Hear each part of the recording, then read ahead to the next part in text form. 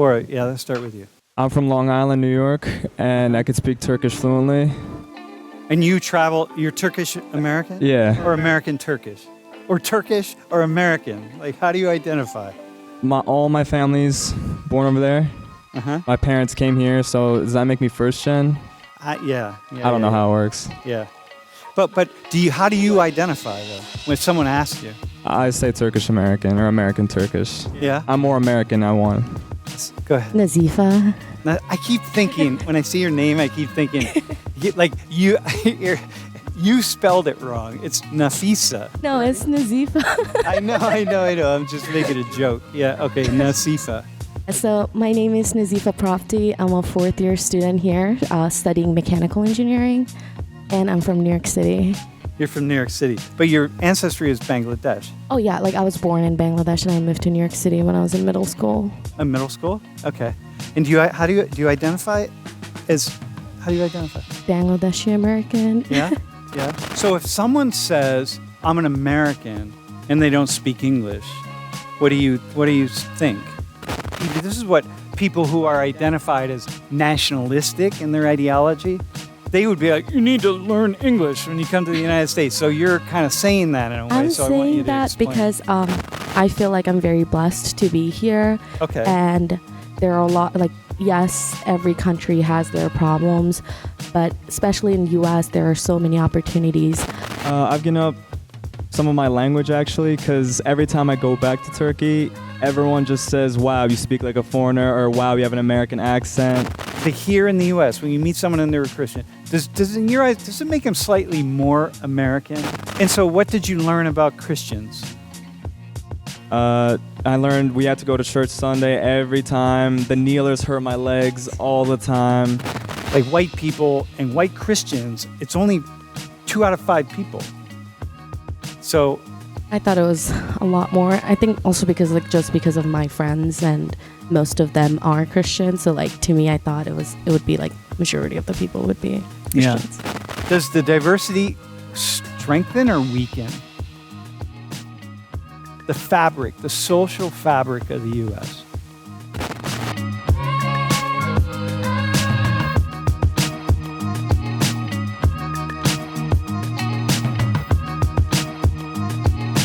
Very Americanized in a certain sense, right? Yes.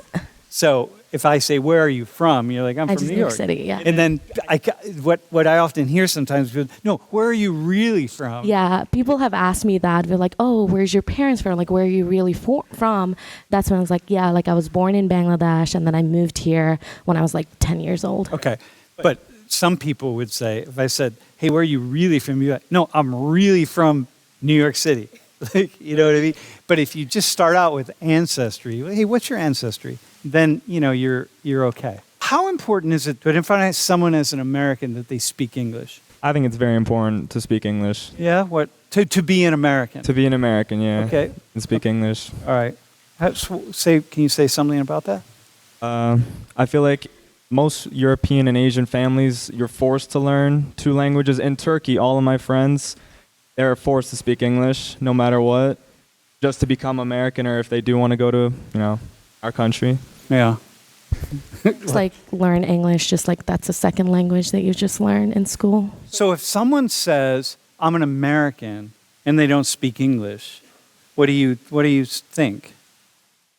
I'm thinking of immigrants. They just moved from a different country and then got their citizenship, and so they're learning. For my parents, they're not fully, especially for my mom, she's not fully fluent in English, but then she knows English. She works, she speaks English. And I feel like every country that you go to outside of United States has their own language. So for US, if you want to be an American, I feel like it is important for you to know English. It's important for you to know English. And that's kind of how we communicate with each other. Okay, so say more. Wait, hang on a second. This is important. This is important now because here you are the immigrant, right? Yes. And you're saying this is what people who are identified as nationalistic in their ideology, people who would support, who would be considered conservative right wing or whatever, nationalistic, I don't know, really patriotic, right?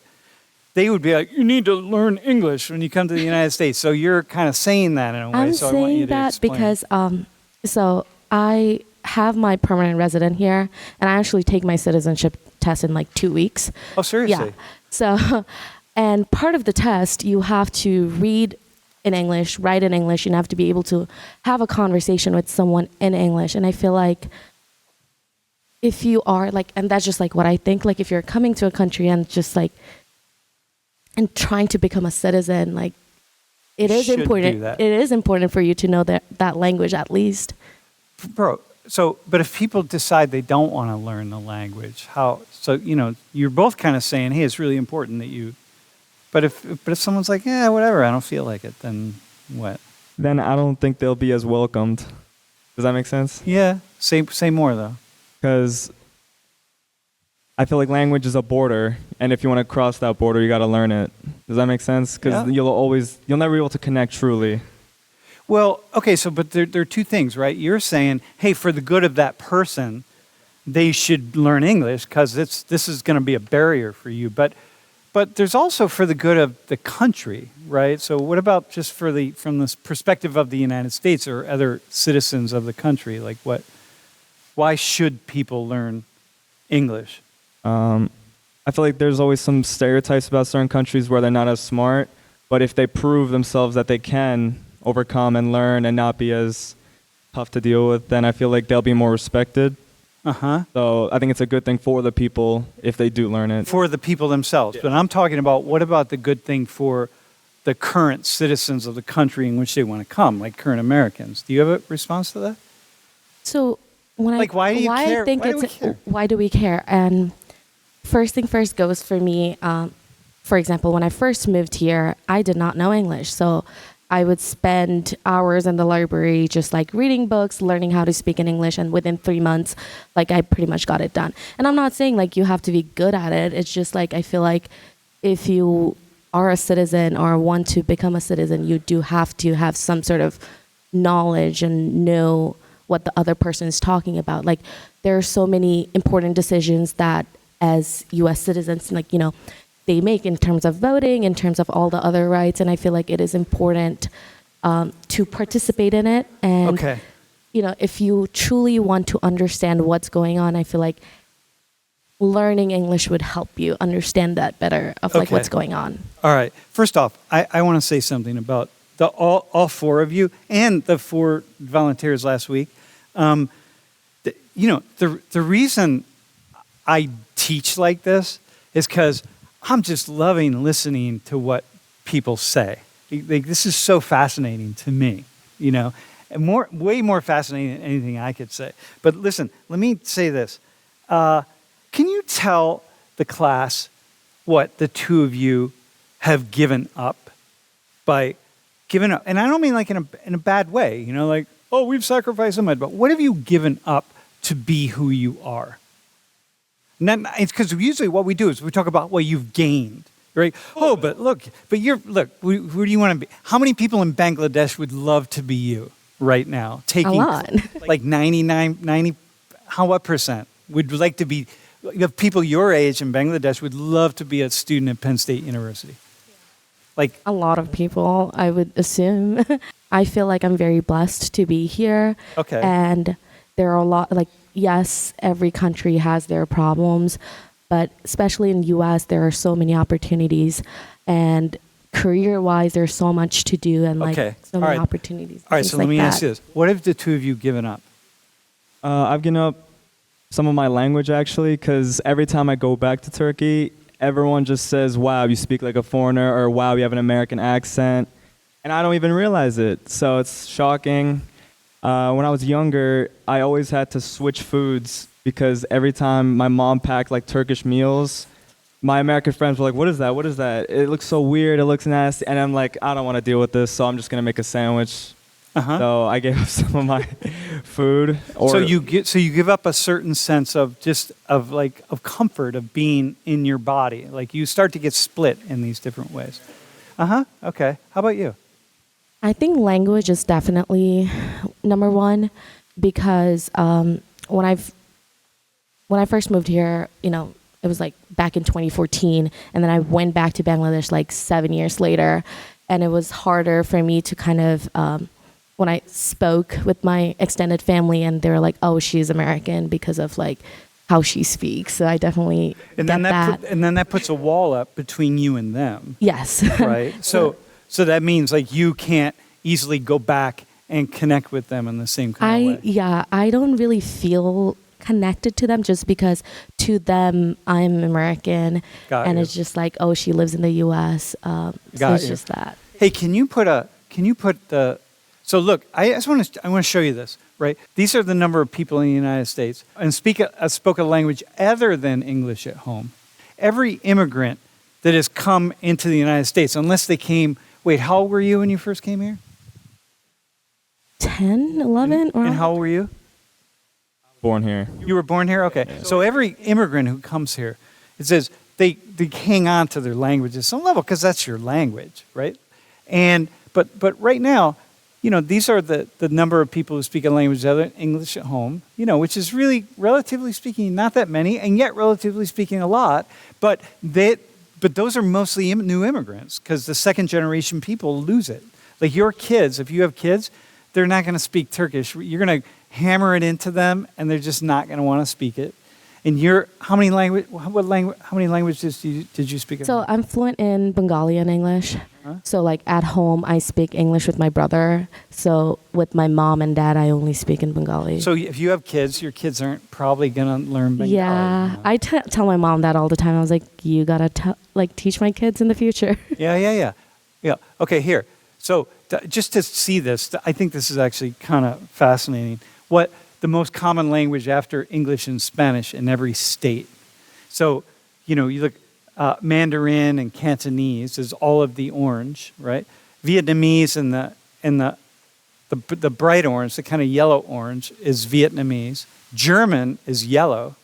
French is kind of a yellow green, which would be here. Arabic. I mean, it's really fascinating to see that this is a nation of so many languages. Does being a Christian, in your eyes, make here in the U.S., when you meet someone and they're a Christian, does in your eyes, does it make them slightly more American, do you think? Maybe not in your eyes, just in the eyes of most people here in the U.S. Yeah, I feel like Christianity is like the top religion here. So, I mean.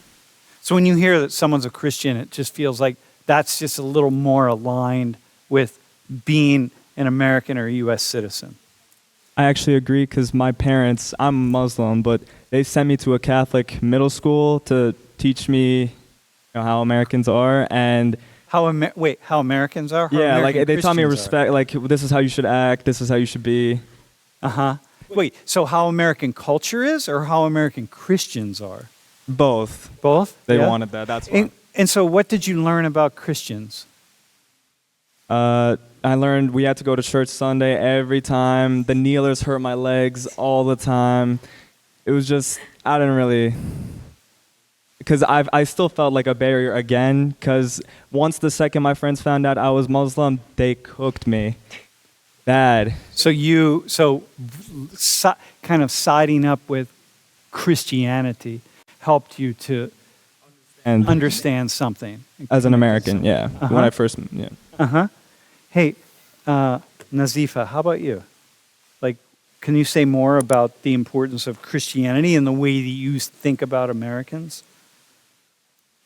So if my parents are saying they know that Christianity is the main, I guess, religion in this country. Uh-huh. So I just went to church just for religious purposes and just to trying to understand things better. But Yeah.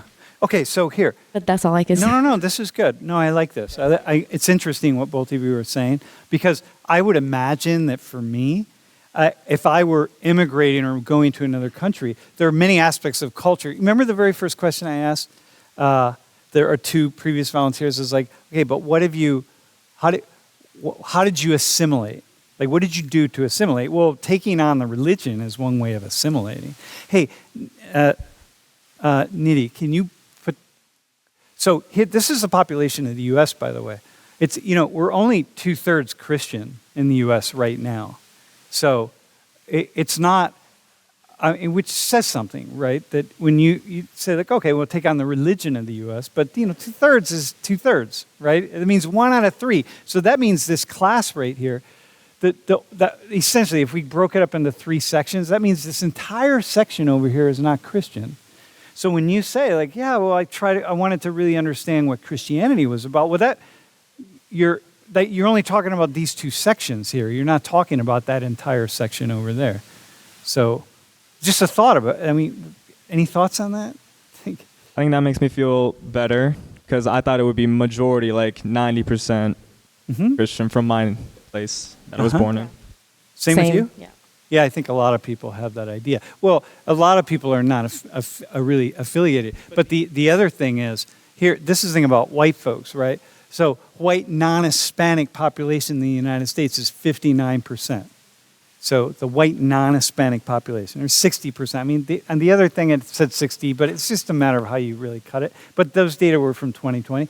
But the white non-Hispanic Christians in the United States, so are 42%, or pardon me, 42% of the American public are white non-Hispanic Christians. So, that's 2 out of, when you think about white people, so the 2 of you, right? Like white people and white Christians, it's only 2 out of 5 people. So I thought it was a lot more. I think also just because of my friends, and most of them are Christian. So like to me, I thought it would be like majority of the people would be Christians. Yeah. So what's that say to you though about the U.S. about just complexifying things? It's way more diverse than I thought. It's an incredibly diverse place. Does the diversity strengthen or weaken the social fabric of the U.S.? What's your gut feeling? I think it strengthens it. How so? Because it adds more perspectives into making us better. If we couldn't see what the problem was, then someone else will eventually, I think. So, okay, and so you calling yourself, for example, Turkish American, instead of American, how does that strengthen the U.S.? And if you say Bangladeshi American as opposed to American, tell us how that strengthens the social fabric of the United States. And by the way, I know every time you get ready to talk, I cut you off, but this is actually a really cool question, and I really want to hear your answer. Could you define like social fabric? Yeah, like that we get along. Like, look here, this is like a really cool social fabric here. Like everybody is getting along. January 6th, 2021 in the Capitol building, or after George Floyd was killed, or whatever it is, like people out like just hammering away at each other, that's a lot of division. But this is a really, these are all Penn Staters, man. If we took you to the basketball game the other night where Penn State won, where nobody expected them to win, or to a football game, you'd all be chanting like, "We are Penn State." We could do a "We are" right here, and you'd watch the whole class come together. That's the social fabric, man. We're all like, we're in this together. So how do you guys being identified with your country of ancestry strengthen that? I definitely agree with the perspectives because it brings out a lot of the, and I could think about in an engineering setting a little bit, like for example, like when you have a diverse group of people, you are bringing in so many different ideas to solve, let's say, a problem that we have. Yep. But then that could also get into like conflict that one person may not agree with the other person, and you have to kind of like be considerate, and then just come into like something like in between that everyone would agree with. Okay. All right. But mostly I think it's strengths in a sense that you bring out a lot of the perspectives, you bring out a lot of the cultures, but then also I think in a sense like sometimes it weakens because if you think about the security. Yep. Okay. So, yep. Awesome. So there is. Okay, very cool. Good. Awesome. Nice answer, by the way.